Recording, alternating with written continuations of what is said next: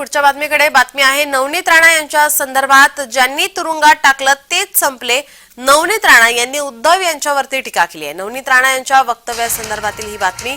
ज्यांनी तुरुंगात टाकले तेच आता संपले आहेत, अशी टीका नवनीत राणा यांनी उद्धव यांच्यावर केली आहे।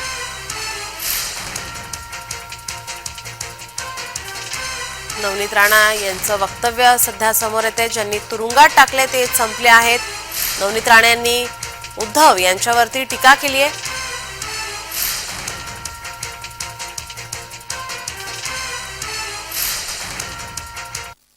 एक महिलाला 14 दिवस जेलात टाकलं, अरे स्वतःचा पक्षही राहिला नाही। माझ्या माय बापांना, माझी बहिणींना, सगळ्यांना विनंती करेन की एकही मत काँग्रेसला जाणार आणि त्यांचे युथ, त्यांचे महाआघाडीमधलं ते उमेदवाराला जर एकही मत आमच्या विचारधारांचं गेलं म्हणजे ते सरळ पाकिस्तानला जाणार आहे।